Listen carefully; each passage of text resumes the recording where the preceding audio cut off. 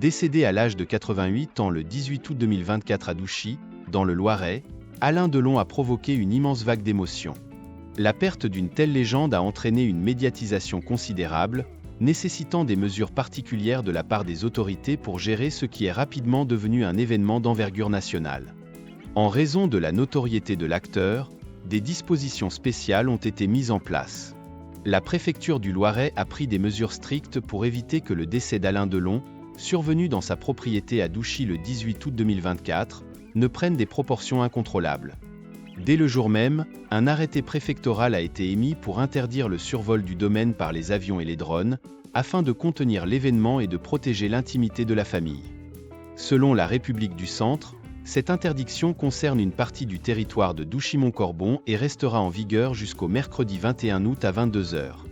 Cette décision a été prise suite à des rapports de survol non autorisés signalés à la gendarmerie le mois précédent, ainsi qu'à la nécessité de garantir la sécurité en raison de l'afflux de personnes autour du domicile de l'acteur. L'interdiction ne s'applique pas aux aéronefs militaires ou étatiques, ainsi qu'aux services d'urgence médicale. Récemment, Alain Fabien Delon, le plus jeune des enfants de l'acteur, a été aperçu aux abords du domaine, manifestant une profonde émotion face aux hommages déposés devant la grille de la propriété. Les obsèques d'Alain Delon se dérouleront le samedi 24 août 2024 à Douchy-Montcorbon.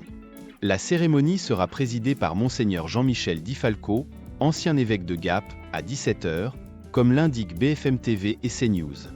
Veillé jusqu'à son dernier souffle par ses 3 enfants, Anthony, Anouchka et Alain Fabien, ainsi que par ses petites filles, Lou et Liv, Alain Delon avait exprimé le souhait d'être enterré dans sa propriété, près de ses chiens, qu'il chérissait profondément.